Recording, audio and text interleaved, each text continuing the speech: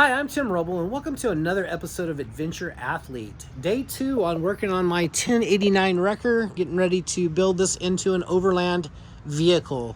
So yesterday I spent a lot of time walking around this thing and just figuring out how it's put together. I started up here in the cab, and you can see down here I've painted the bumper. It's a Rust-Oleum Professional. I pulled the grill. I have that in the backyard right now, and just got a good clean coat. Today I'm getting ready to pressure wash, get everything cleaned up, and go from there. But inside the cab, I pulled out the boxes that were behind each seat, the M16 mounts, the seat belts back there, and then Midwest Military Equipment sells these door handle cup holders, and I just had those in the shed. I'm building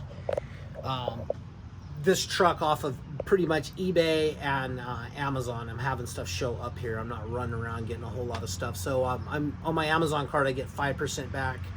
And then on my eBay, I get eBay bucks. So basically, I wouldn't normally have bought something like this. I would have made them. I got a CNC plasma, and here in a minute, I'm going to take you back, show you through the shop and kind of what we got going on there. But I would have normally made those, but for right now, like it made sense that I had eBay bucks. So basically, I look at those as were kind of a free item. Got the bumper painted. I did not mask off the headlights. I did that for a reason. I have LED lights going in there. So got that all black and looking good. Today I will pressure wash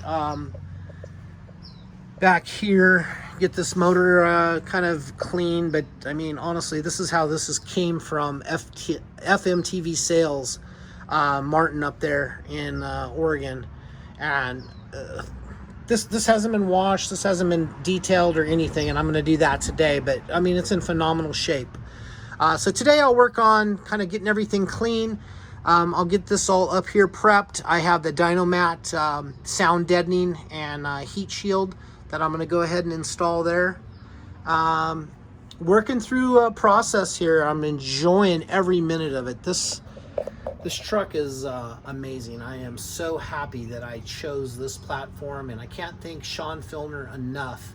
And yesterday I slipped on what the group was, and I believe it's FMTV, MTV, Military Trucks on Facebook, and Sean Filner runs that forum. He's also on YouTube once again. Great guy, good guy to really. Got a few questions on the truck. He was a plethora of knowledge for me. So I'm going to start kind of at the front and work my way back. So I'm going to get all the cab prepped. I have Raptor liner in white. I'm going to get all this prepped today, and hopefully this cab will be white by the end of day tomorrow. I'm looking at working 8 to 10 hours a day now, 7 days a week. Then I will have to take some time off to go out and take care of my dad, which is a good thing to do. Back here, I'm looking at getting rid of any of the spare tire, and of course the big air cleaner. I'm doing a dual Donaldson that's going to come out on this side here.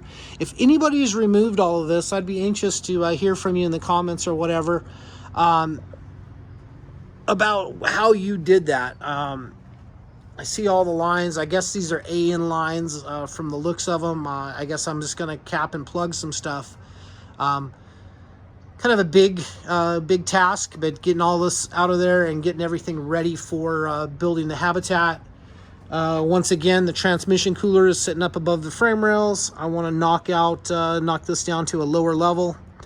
I did see Heli's helipad, Dave Anderson. It looked like he removed his muffler and did a longer run on the exhaust. So I'll go around this other side, and anxious to hear your thoughts on this type of thing. What I'm wanting to do is I'll clean up this stainless material, and I think my plan is right now is undo the V-band and connect it there and see what I got to do to make this thing come out, and then maybe drop down right in this area with no muffler on it. And if it ends up being too loud, then I'll do a a muffler that is a straight through design versus this 90 degree here. But I want to get rid of this tailpipe hanging out on the side. I don't need the little plenum that's inside here that extracts all the heavy material matter out of the air cleaner. So once again, I'm still learning this truck. I found manuals online today, and just kind of learned how to tilt the cab and go from there. Pretty amazing beast. I am so stoked on this platform.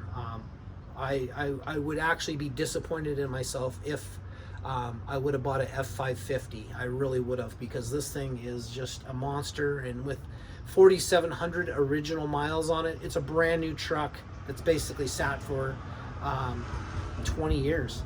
So I'll go through some things today. I spent a lot of time yesterday underneath nut and bolting and just checking out stuff. I did find a bolt that's missing that I'll have to figure out, but other than that, everything looked very good. For myself, my background, I spent 22 years in the Air Force as a 141 crew chief, and then I worked in a maintenance dock, ISO dock, where we did inspections full time. And then after my 16th year, I was lucky enough to transfer into a machine shop. So I was a machinist welder for my last 6 years, for a total of 22 years. And I loved every minute of it. And this kind of brings me back to that feel, like AN lines and just how things are done, the thought process that goes into building this. Honestly, it's a simple truck, with the exceptions of, I think, the air brakes is something that I have to learn. And pretty much, I understand hydraulics and how hydraulics work. Just got to figure out how to disconnect that. So once again, if anybody's done that, as a community, I know we're smarter together collectively, and that's why I'm doing these videos, not only to share my journey, but for me to have a journey to look back on YouTube and just remember how awesome this build was. So day 2, I'll take you in the back and kind of show you what I got going on here. This is my little backyard shop, and I got this tool cart set up. I have discovered that most things on this truck are metric. I actually used a lot of 10 millimeter yesterday. I am set up with 2 welders, 2 MIG welders for out there. I'm going to put one on each side when I'm building the habitat, so I just don't have to move something around. I thought I'll utilize my the resources I have. I did plan on building this with my stepson. He's also a fabricator, but he got a job with the solar company, and I think that was a better deal for him, so I'm happy with that. Quick walk through the shop. I got a CNC mill, manual mill, drill press, Miller TIG welder. Dynasty 280 runs amazing. Just a real small little area with a lot of stuff in it, a lot of capabilities that I've spent a lifetime collecting. I got spindles for the dual spares in the back. They are going to turn, and they're going to sit down at the departure angle of the back of the habitat. I'll make that so they lower down on electric winches. So that should be an interesting engineering and design process. CNC plasma. And this is my motorcycle lift, and I got a little jig table that just to make sure stuff's going to be square. Coming out back, just kind of a standard table. I have a full sheet metal section, shrinkers, stretchers, English wheel, box and pan brake. Back over here I have a 3-roller. So I should be able to make some really cool stuff. I'm so stoked to be able to do this. Got a bead roller here. Have a coal forge with an electric blower motor on it, so I can blacksmith some stuff. I like to incorporate a little of everything that my talents that I've gained through the years. So that's going to be a fun process. And then coming here into the back is the little lean-to I have for a wood shop, and right now it's a paint shop. So here is the grill out. Pretty flexible grill. The paint I use is the Rust-Oleum Professional, and it's in the flat black, which kind of gives it like a satin look. And grill was in great shape. It had a couple little paint cracks that I'm not worried about. So I'm going to do another coat today. I like to paint when it's about 70 degrees, and you can kind of put on a medium coat without it running all over, and it turns out really well. Take you to the shed and kind of show you, like, I got so much stuff ready to go for this build.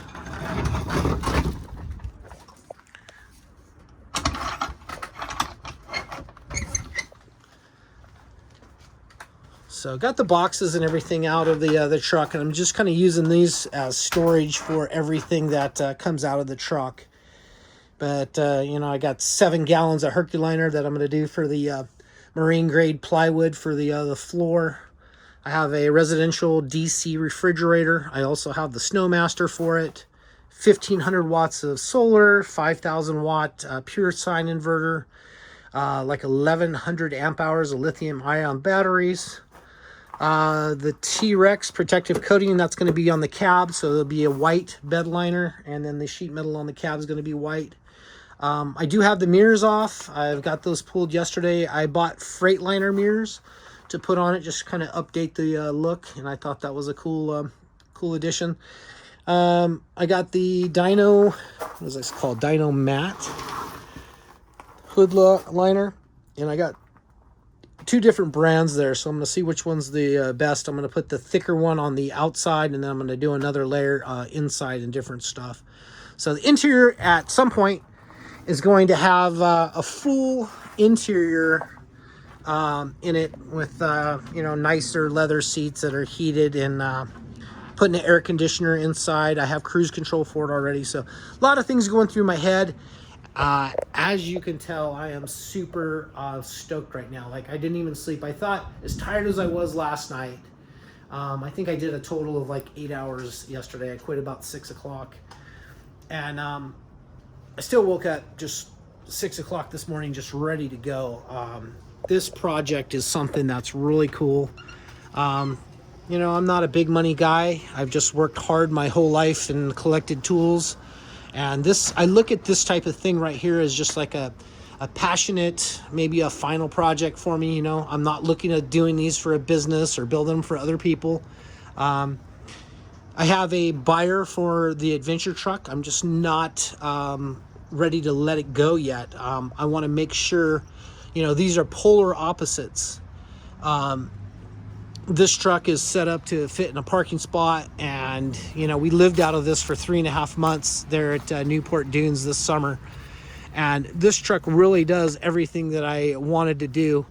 I just want to be able to haul all of the toys, and that's the reason for this platform.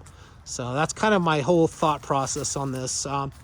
If you guys haven't hit the thumbs up, please do. Shoot me a comment if you got a question, or if you got some tips for me, because I'll take anything that you guys have. I'm really, right now, I'm hungry for knowledge, and instead of just reading through the tech manuals like I found today, I'm going through those on a consistent basis now, and putting a couple hours a day into that. But I want to be an expert. I want to have great knowledge that I can share with you guys on this truck. So that's kind of my thought process. So like and subscribe if you would, if this interests you. Comment if you would. If you want to follow me on Instagram, I'm adventure.athleth there. I'm posting daily pictures of progress here, but I'll probably do a morning video, you know, when there's something going on. There's not a lot happening right now, but there's going to be some immediate changes, and I want to document that journey. So anyway, I've been long-winded again today, but thank you guys so much for watching. Once again, I appreciate each and every one of you guys. Thank you guys for watching. I'm Tim Roble, and I'll catch you here next time.